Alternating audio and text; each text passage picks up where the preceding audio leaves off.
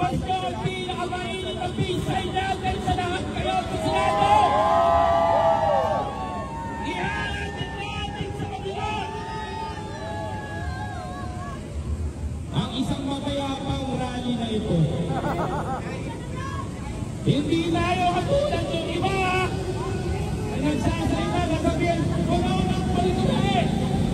Hindi natin gagawin yun! Hindi tayo katulad ng iba! Nag-iyon vote show si Pangulong Bongbong Marcos sa harapan ng taong bayan! Tayo dito naninindigan ngayon. Hindi tayo bayan! Hindi tayo pinay sa ninuman! Tayo kusang loob na nagsama-sama para ihatid ang ating mensahe sa dismayadong proseso dito. Mga kababayan ko, nais ko mong ihatid sa inyo yung mga tao na nawalan ng buhay dahil sa extra judicial killing ni Duterte.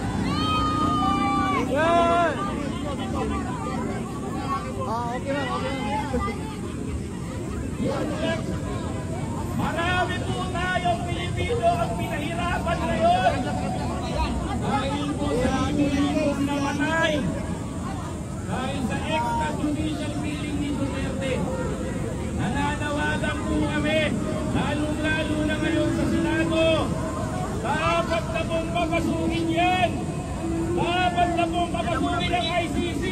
Mga kasama, papayag ba kayo? ICC! ICC! Papasukin! Papasukin! ICC! ICC! Papasukin! Papasukin! Dapat na pong papasukin talaga ang ICC sa Pilipinas. Sobra na! Tama na! Dahil hindi na po maganda ang ginagawa. Ipoprontay ko lang po ko! Hindi po ako bayad. At hindi ako pinayaran ninuwan para tumayo at pagsalita dito. Volunteer tayo lahat, Koy! Volunteer tayo lahat dito! Dahil ang panawagan namin ay isang maayos at magandang Republika ng Pilipinas! Yan!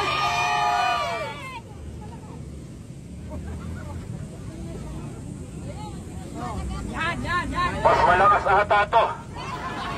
Okay ba sa inyo, mga Marcos loyalists? Yes! Ito ang laban na totoo at totoong mga matatapang. Katulad ng iba doon, na may tatayo sa entablado, prayer rally, pero burahan. Ito mga kababayan ko, maninindigan tayo sa gusto natin mangyari sa bansang Pilipinas. Napakarami po gustong magawin ni Pangulong Bongbong Marcos na magaganda sa ating bansa. Ngunit hindi natutupad yun dahil sa mga nakaharang, lalong-lalo na sa panawagan namin sa Senado. Hindi natin gustong maipag-away. Ang gusto natin dito ay pagkakaisa para sa taong bayan. Mga kababayan ko, taas po natin ang ating mga kamay. Respetuhin po natin ang pambansang awit.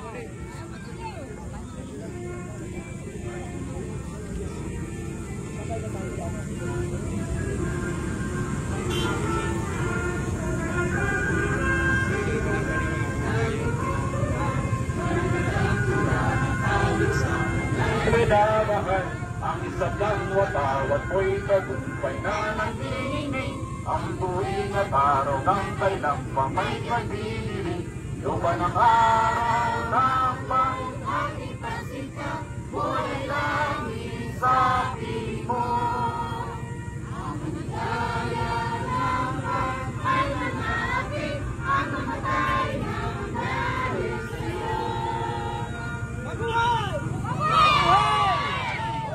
Talaga nga naman, maraming salamat po, Senado, sa inyong pagbubukas at kayo na po ang nagbigay ng national anthem sa amin lahat ngayon dito. Mga kababayan ko, nananawagan nanawagan po kami, kakatok po kami sa mga senador natin dyan sa loob ng Senado. Kami po ay nakikiusap po sa inyo na papasukin na po natin ang International Criminal Court sa Pilipinas. Dapat po papasukin yan dahil yan po ay dapat mabigyan ng hustisya ang Pilipinasang Pilipino na nawalay sa panahon sa Remeng Duterte. Hustisya ang sigaw namin dito. Ang panawagan ng bawat isa dito sa amin, hindi lang ito. Ano pa po kung may makakabalik pang Duterte? Ano pa po kapag meron pang isang Duterte uupo? Nakakatakot na sa bansang Pilipinas. Sarado na! Ayun po mga kababayan ko, dito sa pagpupulong natin na to, dito sa pagtitipon natin na to, andito po yung mga totoong biktima ng extrajudicial killing ni Duterte. Kasama po natin sila. Magsasalita po sila. Pero bago po ang lahat, bago ko pagsalitain yung mga kamag-anak at pamilya ng mga biktima ng extrajudicial killing, ako po'y mananawagan kay Senator Bato de la Rosa. Senator Bato, makikiusap lang po ako sa inyo. Baka naman po itigil nyo na yung dog shows sa Senado. Halatang fabricated po yung papel. Saan po kayo makakita mga kababayan bago po ba? Tampered, pinagbasihan, authenticated na po pala ngayon mga kababayan ko kapag gamit mo ay puncher.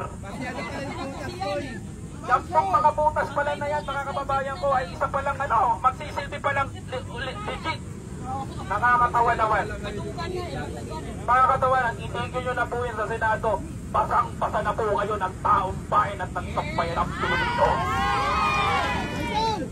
Ako po'y bababa na dito dahil hindi ko po patatagalin yung pagkakataon na to dahil magsasalita po yung pamilya ng mga nawalan at namatayan ng panahon ng Remeng ni Duterte. At hindi po ang kanilang pamilya kung mapapansin nyo po.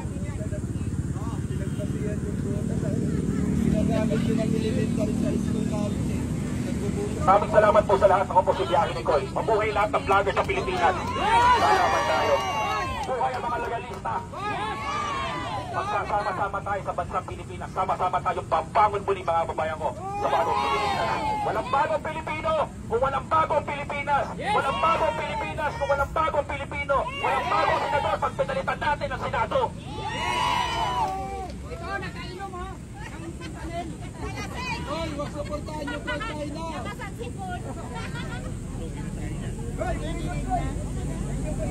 Wala nagbayad sa'yo. Yung anak ko, pinadalan ako ng 800.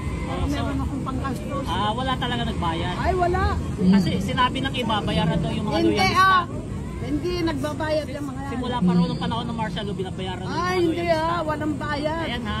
Ito si nanay, 74. Ha? 74. August pa, sa O, August. 73. Oh. Pero nagpunta pa rin dito, walang bayad. Wala. Sarili niyang pera yung ginastos niya. Taga sa kapupalanay. Ang layo naman, Ternate pa. O, Taga Ternate pa po kayo? Cavite? Ternate, Cavite ha. Ang layo nun. Nagpunta lang rito para ipakita yung pagmamahal kay Pangulong Bongbong Marcos. Oo, mahal na mahal na. Alam mo, wala naman kasi sana problema kung si dating Pangulong Duterte na nahimik. Oo. Hindi niya sana inaaway si BBM, wala namang problema eh, di ba? Ang problema, sila yung nagsimula. Di ba? Na inaaway At saka si bakit siya BBM. kinakampihan ng anak niya? At bakit Duterte ang ginagamit ng anak niya? Bakit hindi... Di ba may asawa na yan? Si attorney, sino yan? Carpio. Si Carpio. Ibig sabihin, hindi niya mahal si Carpio. Basketball player, hindi ko alam yun. Kasi nanay, may sinasabi basketball player, hindi ko alam yung basketball player.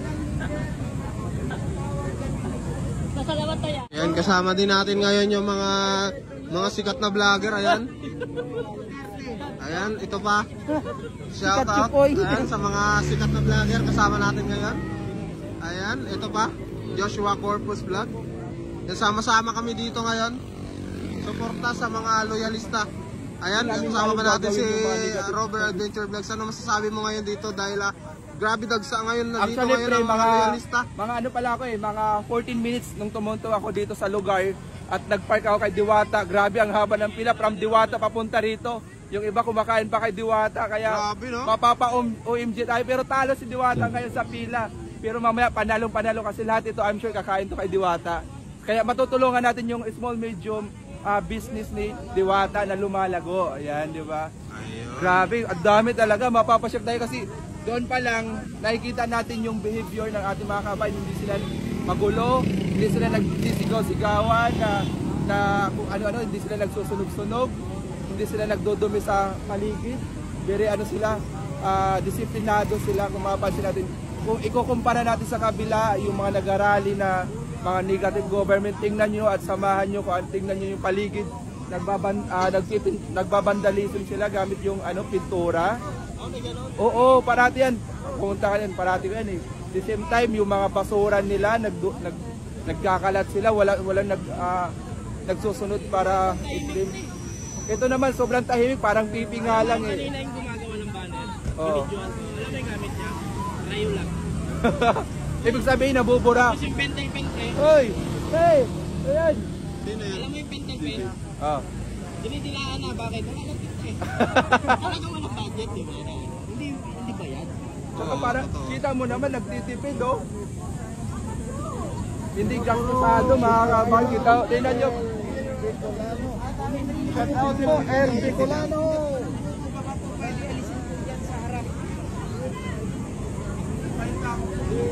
Bakit naman po alisin sa harap yung gawin po, support yun naman Bonggi, support sa Daniel Montesino.